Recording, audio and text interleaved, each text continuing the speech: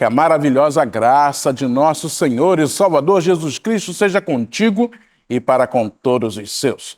Este é o 5º domingo do tempo comum, tempo de buscar a Deus, ouvir a sua voz e aplicar a sua palavra na nossa vida. Desejo no meu coração que por esse instante você deixe de lado preocupações, temores, ansiedades e aproveite esse tempo que o Senhor reservou para que você estivesse na sua presença.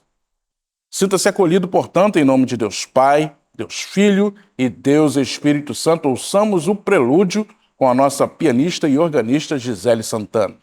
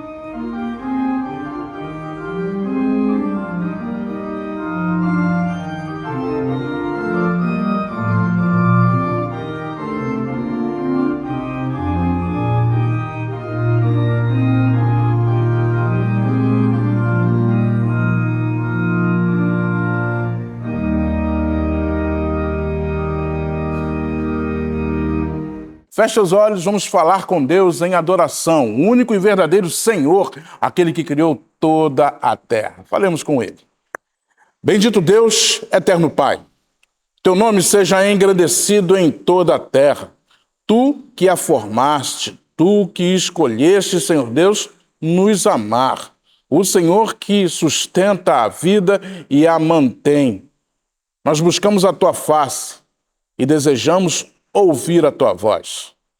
Que diante de ti, Senhor Deus, todo joelho se dobre. Que o seu nome seja dignificado, bendito em toda a terra. É a nossa oração em nome de Cristo, nosso Senhor. Amém. Lhe convido a abrir a sua Bíblia no Salmo de número 138 para procedermos com a leitura de todo ele. Salmo este indicado pelo Lecionário Cristão para esse 5º domingo do tempo comum. Salmo de número 138 diz assim a palavra de Deus. Render-te-ei graças, Senhor, de todo o meu coração, na presença dos poderosos te cantarei louvores. Prostrar-me-ei para o teu santo templo e louvarei o teu nome, por causa da tua misericórdia e da tua verdade, pois magnificaste acima de tudo o teu nome e a tua palavra. No dia em que eu clamei, tu me acudiste e alentaste a força da minha alma. Render-te-ão graças, ó Senhor, todos os reis da terra, quando ouvirem as palavras da tua boca, e cantarão os caminhos do Senhor, pois grande é a glória do Senhor. O Senhor é excelso, contudo, atenta para os humildes. Os soberbos, ele os conhece de longe. Se ando em meio à tribulação, tu me refazes a vida. Estendes a mão contra a ira dos meus inimigos, a tua destra me salva. O que a mim me concerne, o Senhor levará a bom termo. A tua misericórdia, ó Senhor, dura para sempre. Não desampares as obras das tuas mãos. Bendito seja o Senhor por sua palavra. O salmo que nós acabamos de ler diz assim no versículo 3. No dia em que eu clamei, tu me acudiste e alentaste a força de minha alma. É o que nós faremos agora. Nós vamos clamar a Deus por perdão, porque nós somos falhos, pecadores. E se não for a misericórdia e a graça de Deus, os nossos pecados já teriam nos consumido. Por isso eu te convido a fechar os seus olhos, curvar a sua cabeça. Se for possível ajoelhar-se, ajoelhe-se. clame ao Senhor por perdão neste momento.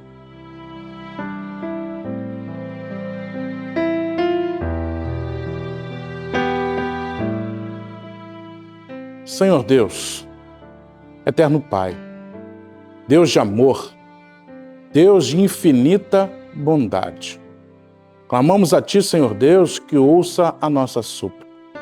Nós que somos falhos, pecadores, Te rogamos, Senhor Deus, que tenha piedade de nós.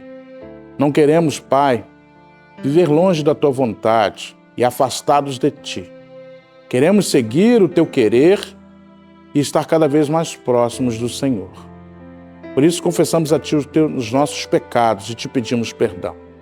Nos alegramos, Senhor Deus, pois mesmo diante da tristeza de pecar, a Sua graça tem superabundado em nós.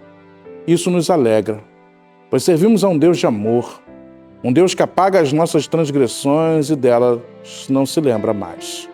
Te agradecemos pelo perdão e ainda Te rogamos, continue a nos sustentar, continue a nos dar saúde, proteção, que, Senhor Deus, em todo o tempo possamos testificar e testemunhar do Teu cuidado e que outras pessoas, ao nos observar, saibam.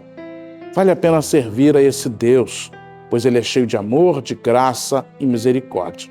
Te oramos assim em nome de Cristo nosso Senhor. Amém. No Evangelho de Lucas, no capítulo 5, Pedro e seus companheiros estão pescando durante toda a noite.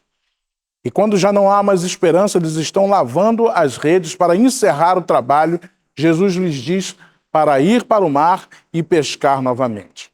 É o resultado de obedecer a Deus, de obedecer a palavra de Jesus, é a pesca maravilhosa.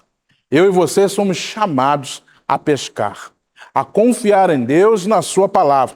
Por isso trazemos dízimos e ofertas ao gasofilácio, pois nós confiamos no Senhor. Sabemos que nada nos falta, que nenhuma dificuldade vai chegar a nós a ponto de o Senhor não nos socorrer. Nós somos aqueles que lançam as redes sob a palavra de Jesus. Você está vendo aí na sua tela como você pode fazer o seu depósito, a sua transferência ou o seu Pix, abençoando assim a casa de Deus e tudo o que se faz nela para a expansão do reino de Deus. Eu quero te convidar a orar, a fechar os seus olhos para consagrarmos dízimos e ofertas, dizimistas e ofertantes. Senhor Deus, é maravilhoso saber que Tu és Deus Santo, poderoso, Criador de céus e terra, e que o Senhor se importa conosco, criaturas frágeis e pequeninas.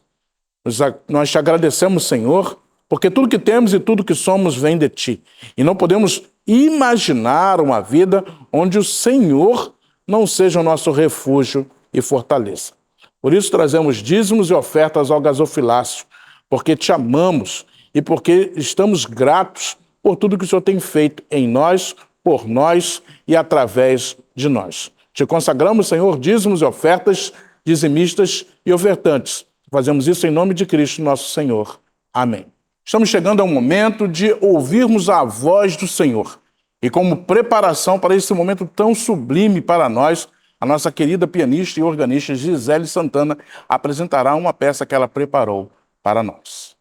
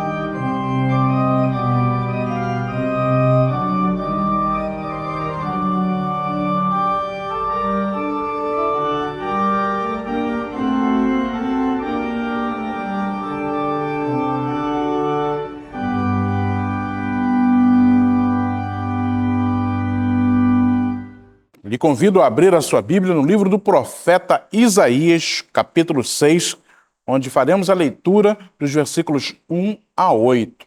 Livro do profeta Isaías, capítulo 6, dos versículos 1 a 8. Diz assim a palavra de Deus. No ano da morte do rei Uzias, eu vi o Senhor assentado sobre um alto e sublime trono, e as abas de suas vestes enchiam o templo. Serafins estavam por cima dele. Cada um tinha 6 asas. Com 2 cobria o rosto, com 2 cobria os pés, e com 2 voava. E clamavam uns para os outros, dizendo: Santo, Santo, Santo é o Senhor dos exércitos. Toda a terra está cheia da sua glória. As bases do limiar se moveram à voz do que clamava, e a casa se encheu de fumaça. Então disse eu: Ai de mim, estou perdido, porque sou homem de lábios impuros, habito no meio de um povo de impuros lábios, e os meus olhos viram o Rei, o Senhor dos exércitos. Então um dos serafins voou para mim, trazendo na mão a brasa viva que tirara do altar com uma tenaz. Com a brasa tocou a minha boca e disse: Eis que ela tocou os teus lábios, a tua iniquidade foi tirada e perdoado o teu pecado. Depois disto, ouvi a voz do Senhor que dizia: A quem enviarei? E quem há de ir por nós? Disse eu: Eis-me aqui, envia-me a mim. Bendito seja o Senhor por sua palavra. Uma das questões que algumas vezes passam pela nossa mente é por que estamos aqui. Qual é o nosso papel? O que viemos fazer neste mundo? Temos uma missão? Temos algo a desenvolver? Ou somos frutos do acaso e estamos sendo dirigidos por ele? Na realidade, essa é uma questão bem séria e bem desafiadora de se pensar. Qual é o nosso papel? Por que estamos vivos? Afinal de contas, eu não pedi para nascer. Mas a realidade é que temos sim algo a fazer. Temos algo que o Senhor nos designou e precisamos manter isso em mente. Você não é fruto do acaso e não está dependendo dele para viver. Você só depende do único e verdadeiro Deus, Criador de céus e terra. Precisamos entender a nossa vocação, o nosso papel, aquilo que Deus tem para nós na nossa existência.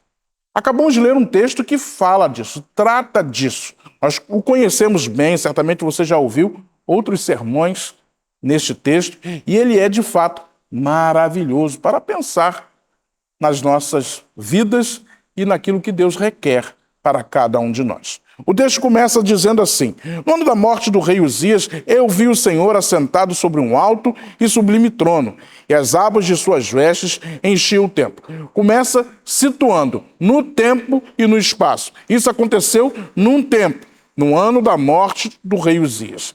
E ele viu o Senhor, a sua visão acontece no tempo.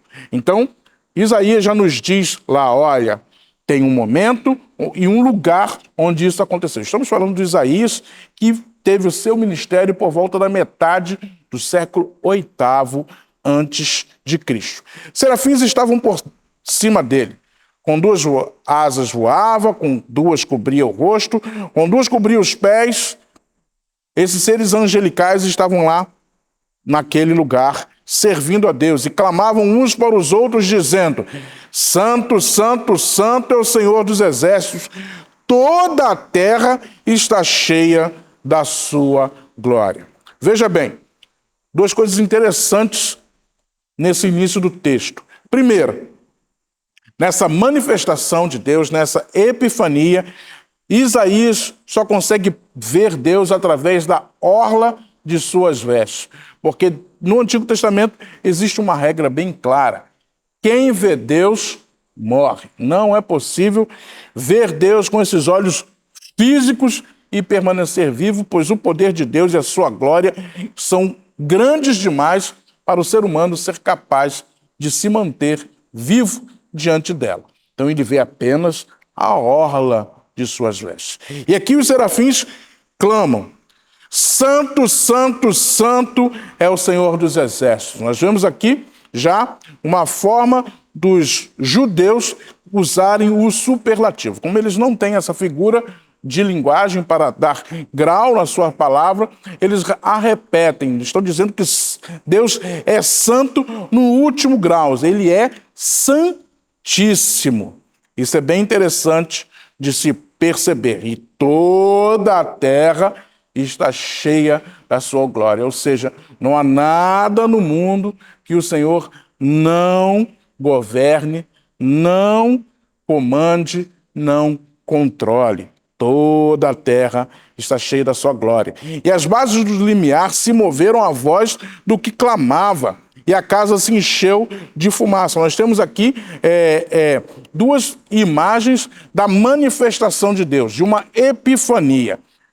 Uma espécie de terremoto e a fumaça. Tudo isso completava o quadro de que Deus estava nesse lugar. Você vai ver esse tipo de descrição algumas vezes ao longo do Antigo Testamento. Por exemplo, Moisés está em cima do Monte Sinai e lá acontece a mesma coisa. Relâmpagos, trovões, fumaça e terremoto.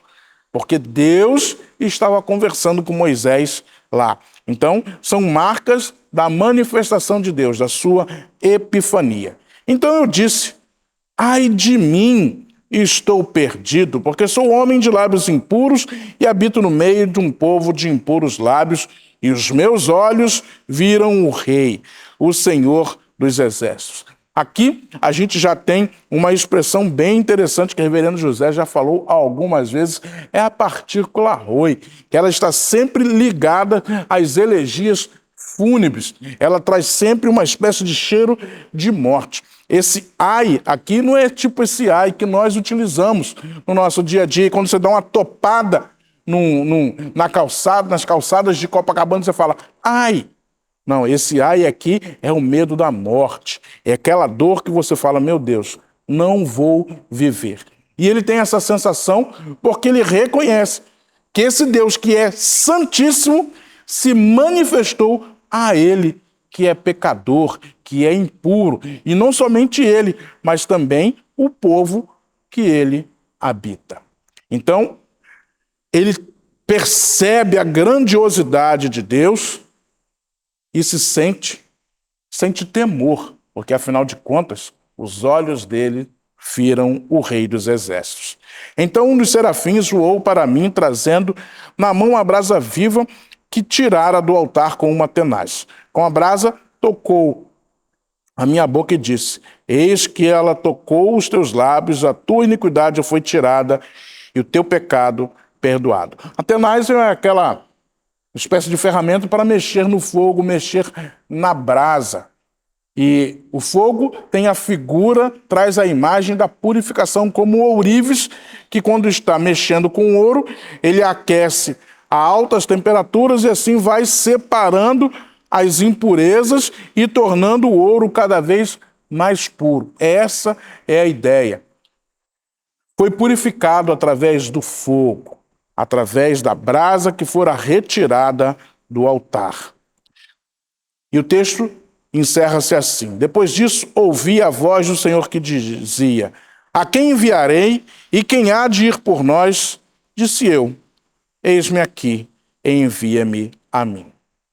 O texto é muito interessante, toda essa descrição da vocação de Isaías traz um contexto onde o povo se afastou de Deus, onde o povo estava caminhando longe dos propósitos do Senhor. E Deus escolhe o profeta para que leve a sua mensagem, a sua palavra, para que o povo saiba que Deus está ciente de tudo o que está acontecendo e tem algo a lhes dizer. Nós estamos num momento onde há uma grande potência surgindo no horizonte, a Assíria, e o profeta vai dizer ao povo tudo o que o Senhor tem a respeito disso. Povo que andava longe da vontade de Deus, um povo que estava fazendo aquilo que o Senhor não queria que eles fizessem, mas ainda assim, o Deus Todo-Poderoso enviou o seu servo para proclamar a sua vontade. E é sobre isso que nós vamos falar nesta manhã. A primeira coisa que eu quero que você reflita comigo, você pense comigo, é a grandeza de Deus. Veja bem, o profeta começa descrevendo o seu encontro com o Senhor, e ele consegue descrever na sua narrativa a diferença entre Deus Todo-Poderoso e ele, homem impuro, de lábios impuros, que habita no meio de um povo de impuros lábios.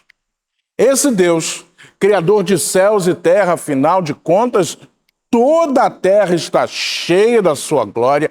Esse Deus veio ter um encontro com Isaías. Um encontro com um homem, como eu e você, ser humano, falho, com as suas dificuldades, com todos os problemas e mazelas que seres humanos têm.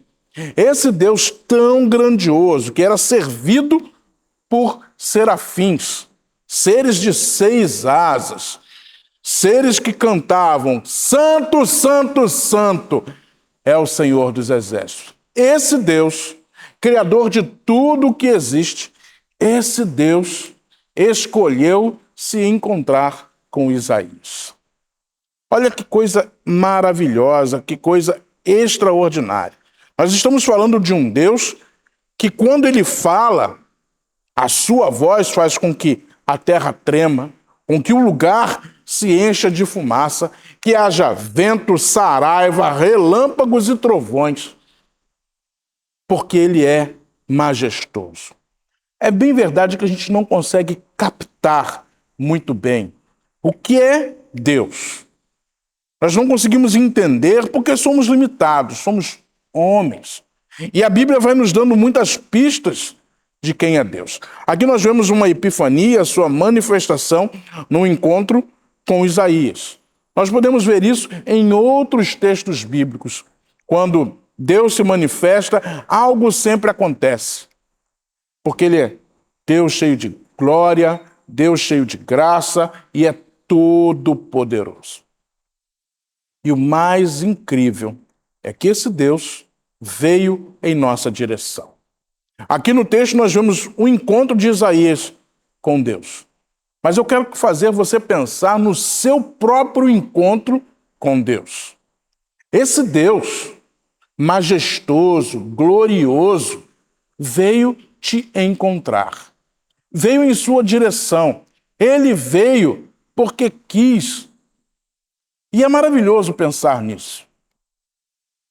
Imagine-se como Isaías, impuro, pecador, cheio de limitações, e ainda assim Deus se manifestou a nós. E a manifestação de Deus por amor é algo extraordinário. Isso acontece através de seu Filho Jesus Cristo. Você viu que na descrição do texto, nós vemos que Isaías não vê Deus face a face. Ele apenas vê a orla de suas vestes, pois quem vê Deus morre. Mas Jesus Cristo veio ao mundo e mudou a nossa condição, e ele se tornou a face de Deus visível. Ele habitou no meio dos homens, ele conversou, ele se alimentou, ele caminhou, até tentado, Jesus foi. E tudo isso porque ele nos ama. Ele mudou a nossa condição, nos purificou através de Jesus. Nós nos reconhecemos, sim, pecadores, diante da majestade e grandiosidade de Deus. E ele nos purifica. Eu e você, lavados e remidos de nossos pecados, através do sacrifício vicário de Jesus lá na cruz do Calvário. Ah, Deus nos ama muito. Ama muito a mim e a você. Nós não teríamos condição de chamar a atenção de Deus, não teríamos condição de exigir dele qualquer coisa, mas não precisamos fazer isso. Ele mesmo veio em nossa direção. Ele mesmo se manifestou a nós através da pessoa de Jesus Cristo e mudou a nossa vida e mudou a nossa história. Quero que você guarde isso bem profundo no seu coração. Deus te ama demais. E ele veio atrás de você, veio em sua direção. Pois ele dá um primeiro passo. Ele é quem nos escolhe, é ele quem nos acolhe. Nós somos fruto de sua graça, de seu amor e de sua misericórdia. Nós que erramos, que vacilamos, que tropeçamos, ainda assim não conseguimos nos afastar de Deus, pois Ele nos ama. Quero que você guarde muito bem isso no seu coração. A segunda coisa que eu quero pensar com você é a resposta de Isaías a esse encontro com Deus. Ouvi a voz do Senhor que dizia: a quem enviarei? E quem há de ir por nós? Disse eu: eis-me aqui, envia-me a mim. Você foi chamado e vocacionado pelo Senhor. Você não deve pensar em momento algum que você não tem propósito na sua existência. Afinal de contas, Deus já lhe deu razão suficiente para isso. Glorificar a Deus e gozá-lo para sempre é o que diz o nosso catecismo. Você foi chamado para viver por Deus, para Deus e por meio dele em todo o tempo. Você foi chamado a ser sal e luz nesta terra, neste mundo. Você foi chamado a pregar as benesses do Evangelho de Jesus Cristo, que é o poder para transformar a vida de todo aquele que crê. Ora, mas como crerão se não há quem pregue?